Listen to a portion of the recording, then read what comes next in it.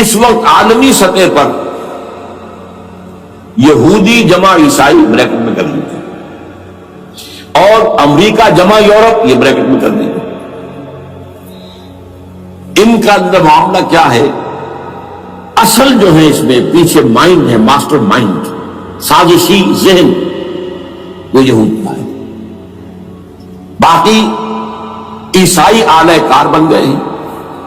جو 100% اعلی کار ہے یہود کا وہ پروٹیسٹنٹس ہیں۔ پروٹیسٹنٹزم یہود ہی نے پیدا کرایا تھا، یہود ہی نے یورپ کے اندر سود کا رواج شروع کروایا، ورنہ سود حرام تھا وہاں پر بھی، یوزلی بھی اور کمرشل انٹرسٹ بھی، دونوں حرام تھے، یہ یہودیوں نے کروایا۔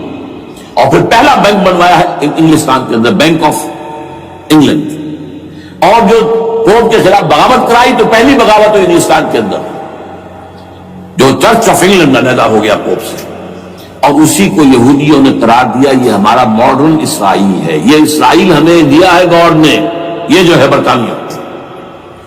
اس کے کچھ عرصے کے بعد یہی جو ہے ایکسوڈس ہوا ہے، اور وہ امریکہ میں جا کے آباد ہوئے، لہذا امریکہ کو بھی جیوز نے کہا ہے دس از اندر اسرائیل، یہ ہے ہمارے اصل اسرائیل، ماڈرن اسرائیل یہ ہے۔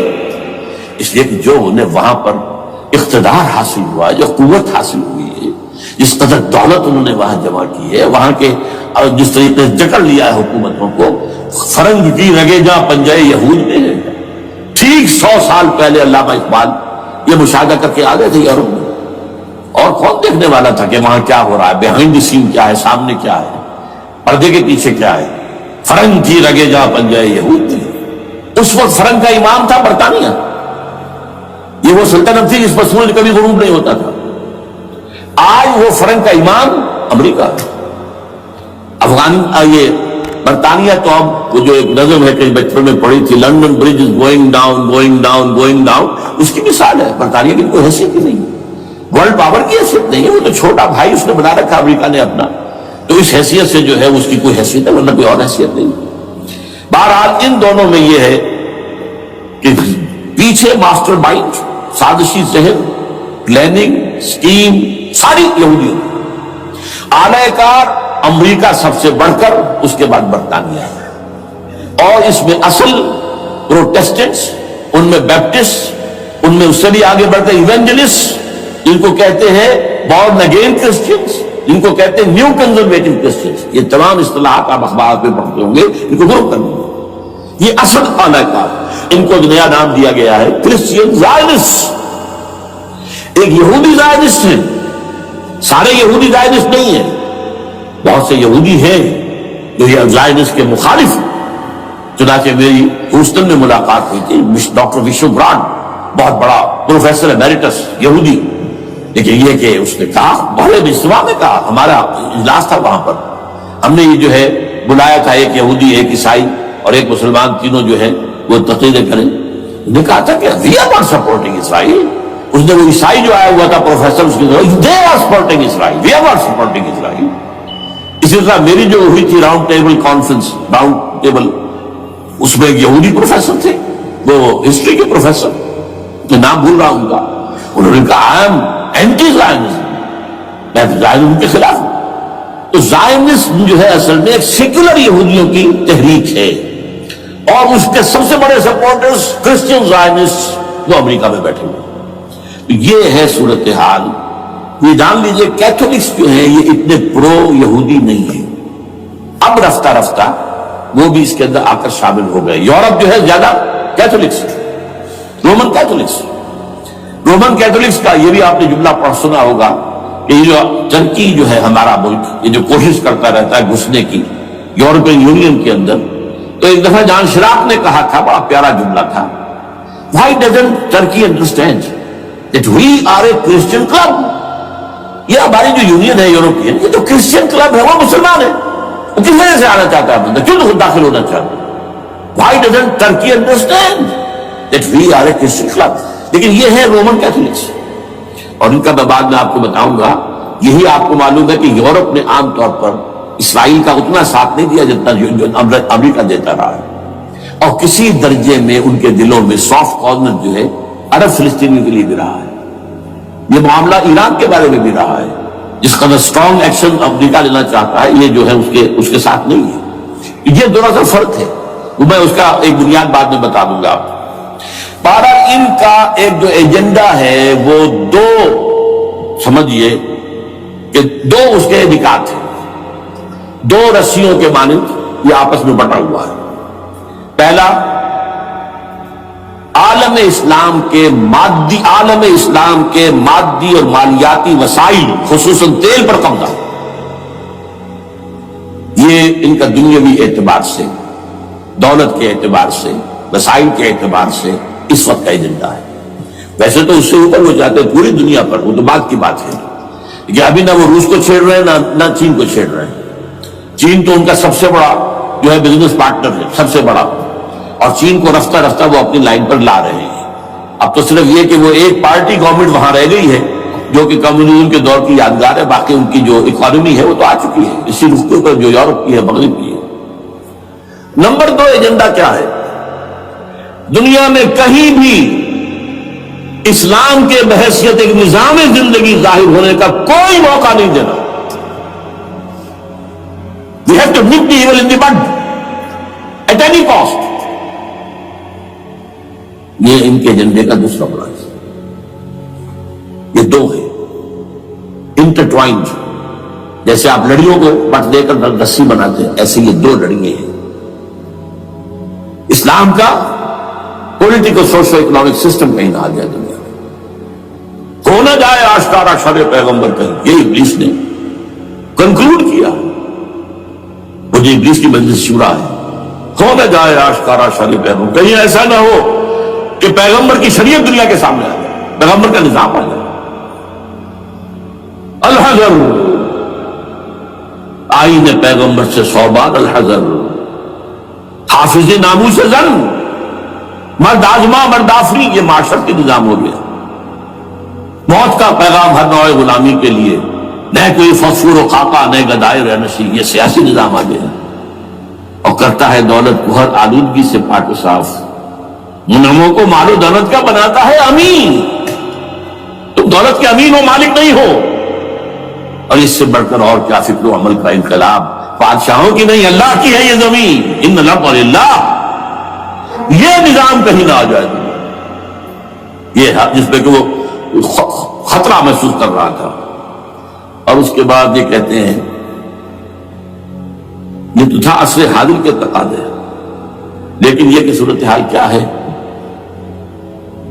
ہو نہ جائے آشکارا شر پیغمبر کہیں ہے. یہی یہ معاملہ اس طرح رکھو کہ خود مومن ہے محروم یقین. یہ غنیمت ہے کہ خود مومن ہے محروم یقین. ہمیں اگر کوئی سہارا ملتا ہے تو اس سے کہ مومنوں کو بھی، نام نہاد مسلمانوں کو بھی اپنے اس نظام پر یقین نہیں.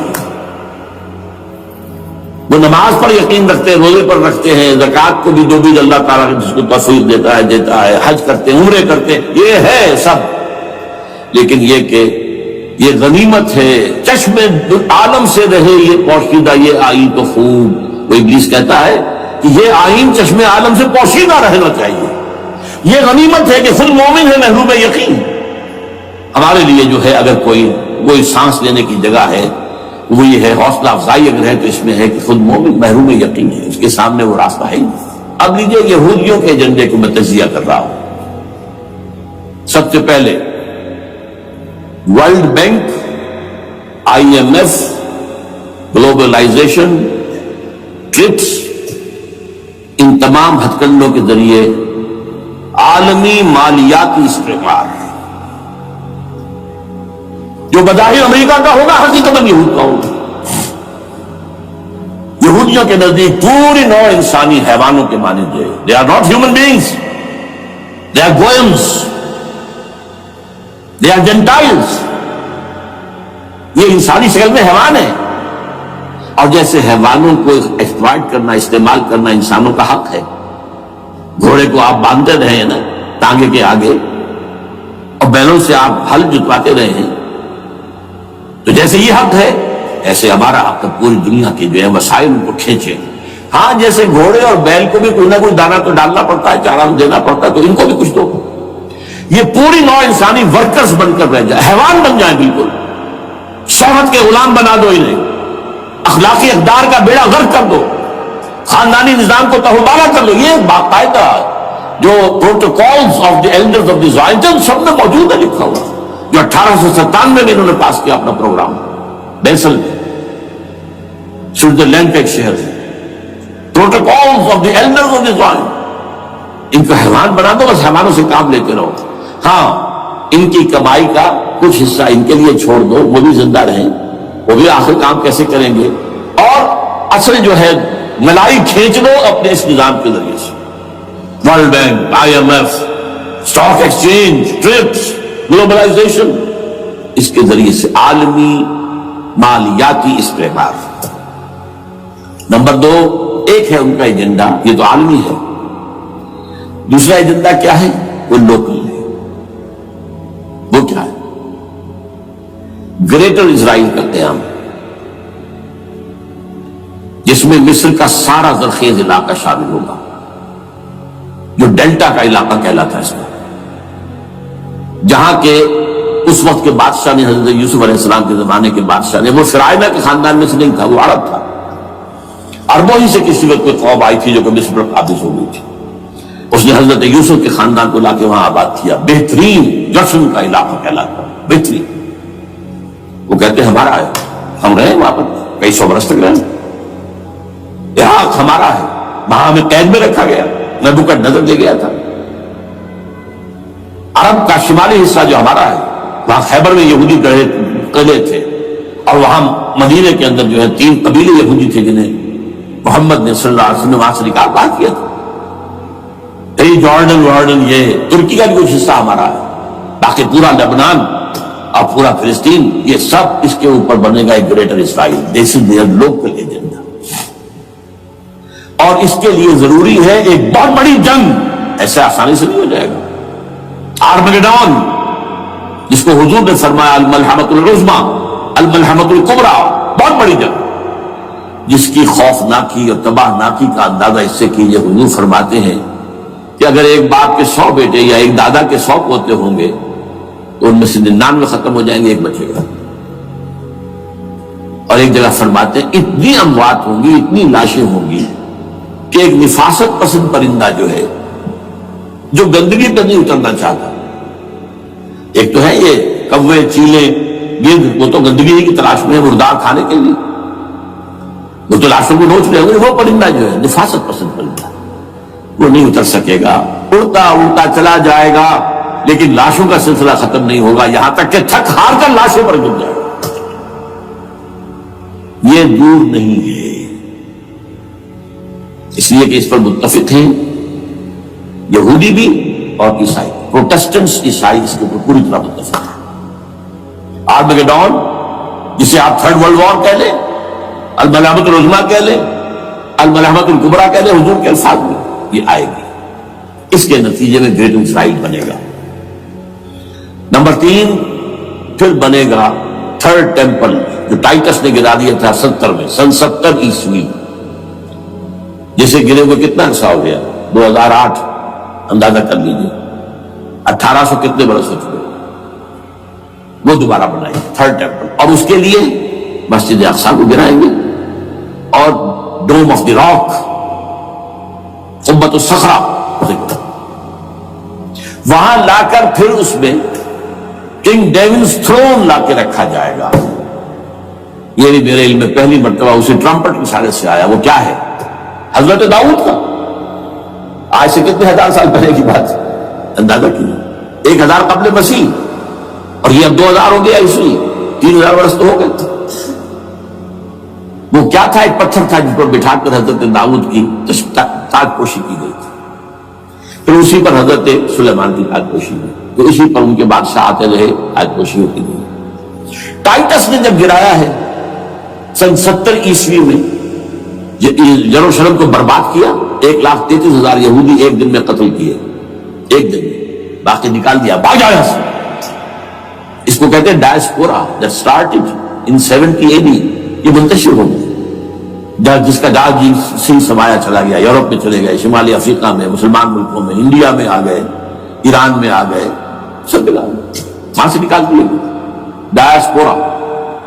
بہرحال وہاں سے وہ ٹائٹس وہ پتھر لے گیا، وہ روم میں لے گیا، روم سے کسی طرح وہ آئرلینڈ پہنچ گیا۔ آئرلینڈ پیور کیتھولک ملک ہے، آپ کو معلوم ہوگا، اور وہاں پر پروٹیسٹنٹس کی اور کیتھولکس کی جنگیں ہوتی رہتی ہیں۔